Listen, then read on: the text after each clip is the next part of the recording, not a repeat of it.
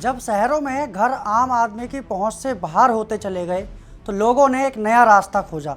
नोएडा, गुरुग्राम, दिल्ली, मुंबई जैसे शहरों में जब फ्लैट 1 से 2 करोड़ से नीचे मिलना मुश्किल हो गया, तब मध्यम वर्ग यानी कि मिडिल क्लास की नज़र शहर से बाहर यानी कि गांव और आउटर इलाकों की ज़मीन पर पड़ी।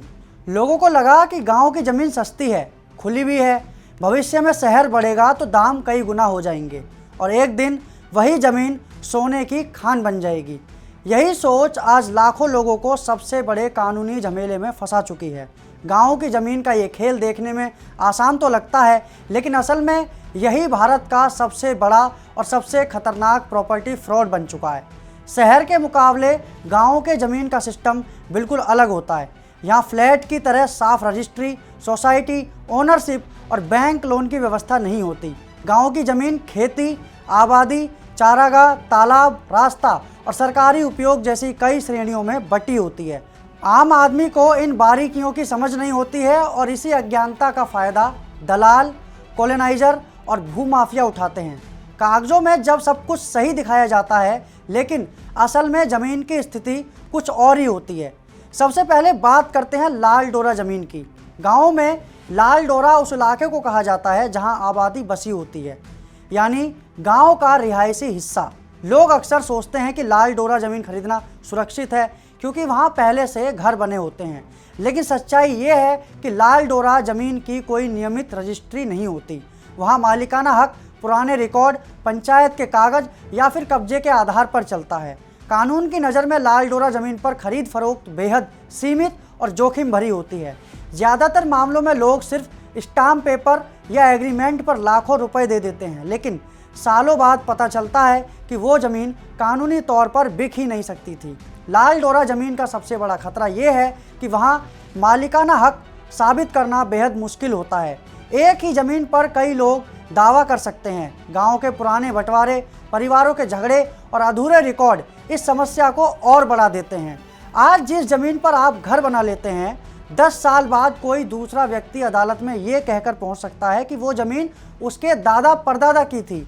तब कोर्ट सिर्फ भावनाएं नहीं, कागज़ देखता है और अक्सर खरीदार के पास मजबूत कागज़ नहीं होते। दूसरा बड़ा खेल खेती की ज़मीन पर प्लॉटिंग का होता है।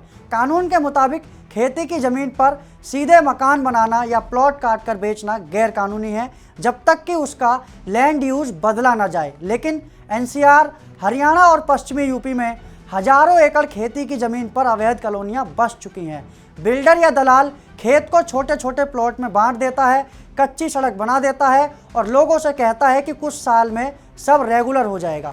लोग सस्ती कीमत देखकर फंस भी जाते हैं। शुरुआत में सब ठीक भी लगता है, लोग चारदीवारी कर लेते हैं, कुछ लोग घर भी बना लेते हैं, लेकिन जैसे ही प्रशासन की नज़र पड़ती है, पूरा इलाका अवैध घोषित कर दिया जाता है। बिजली पानी कनेक्शन नहीं मिलते, रजिस्ट्री नहीं होती और कभी कभी बुलडोज़र भी चल जाता है। तब पता चलता है कि जिस ज़मीन पर आपने ज़िंदगी भर की कमाई लगा दी, वो ज़मीन आज भी कागज़ों में खेत ही है। इस खेल में चकबंदी एक बहुत बड़ा जाल है। चकबंदी का मतलब होता है ज़मीन का पुनर्व्यवस्थित बंटवारा, ताकि हर किसान को एक जगह ज़मीन मिले। लेकिन कई इलाकों में चकबंदी अधूरी है या विवादों में फंसी हुई है। दलाल ऐसी ज़मीन बेच देते हैं जिनकी चकबंदी पूरी ही नहीं होती। खरीदार को बताया जाता है कि कागज़ बाद में ठीक हो जाएंगे, लेकिन जब सालों बाद चकबंदी होती है तो वही ज़मीन किसी और के हिस्से में चली जाती है। कोर्ट तब कहता है कि ज़मीन का बंटवारा सरकारी रिकॉर्ड के मुताबिक हुआ है, आपका सौदा मान्य नहीं है। रास्ता, नाला और तालाब गायब होना इस पूरे खेल का सबसे खतरनाक हिस्सा है। गाँव में बहुत सी ज़मीनें सरकारी होती हैं, जैसे रास्ते, नाले, तालाब और चारागाह, लेकिन भूमाफिया इन्हें कागज़ों में हेरफेर करके बेच देते हैं। तालाब पाट दिए जाते हैं, रास्तों पर प्लॉट काट दिए जाते हैं। शुरू में कोई विरोध भी नहीं करता, लेकिन जब कभी सरकार या अदालत इन ज़मीनों की पहचान करती है तो सारा निर्माण अवैध घोषित हो जाता है। तब खरीदार को पता चलता है कि उसने जो ज़मीन खरीदी थी वो तो कभी बिक ही नहीं सकती थी। एनसीआर, हरियाणा और यूपी में फार्म हाउस स्कैम इसी कहानी का बड़ा उदाहरण है। फार्म हाउस के नाम पर लोगों को बड़े बड़े प्लॉट बेचे गए। कहा गया कि ये लग्जरी लाइफस्टाइल है, शहर के पास शांति, हरियाली और निवेश का शानदार मौका। लेकिन ज़्यादातर फार्म हाउस ज़मीन या तो खेती की थी या सरकारी थी या ग्रीन बेल्ट में आती थी। सालों बाद जब नियम सख्त हुए तो इन पर बने फार्म हाउस अवैध घोषित होने लगे।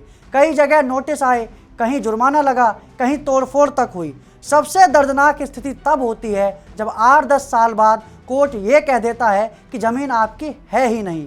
खरीदार हैरान रह जाता है, उसने तो रजिस्ट्री करवाई थी, पैसा दिया था और घर बनाया था, लेकिन कोर्ट देखता है कि क्या ज़मीन बेचने वाला असली मालिक था, क्या ज़मीन की श्रेणी सही थी, क्या सरकारी ज़मीन तो नहीं थी। अगर इनमें से किसी एक सवाल का जवाब नकारात्मक हुआ तो खरीदार हार जाता है। कोर्ट मुआवजे की बात कह सकता है, लेकिन वो पैसा मिलना लगभग नामुमकिन होता है, क्योंकि बेचने वाला कब का गायब हो चुका होता है। ये संकट इसलिए और ख़तरनाक है क्योंकि इसमें ना बैंक की सुरक्षा होती है, न रेरा का दायरा और ना ही शहरी कानूनों की स्पष्टता।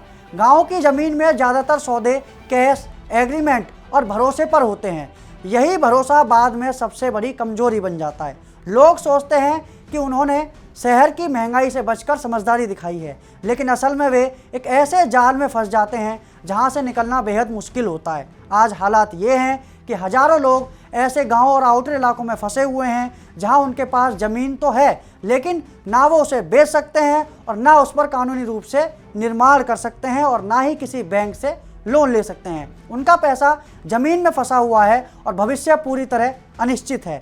ये सिर्फ शहरी नहीं बल्कि ग्रामीण अर्ध शहरी भारत का सबसे बड़ा प्रॉपर्टी संकट बन चुका है। ये मुद्दा इसलिए ज़रूरी है क्योंकि ये उस भारत की कहानी है जो शहरों की चमक से बाहर है। ये उन लोगों की कहानी है जिन्होंने शहर के महंगे सपनों से भागकर गांव की सस्ती ज़मीन में भविष्य देखा और वहां सबसे बड़ा धोखा खा गए। अगर समय रहते इस सिस्टम को समझा नहीं गया तो आने वाले सालों में गांव की ज़मीन का ये शहरी स्कैम लाखों और परिवारों की ज़िंदगी बर्बाद कर सकता है। इसलिए ऐसे ही सतर्कता देने वाली तमाम जानकारी के लिए देखते रहिए राज टीवी।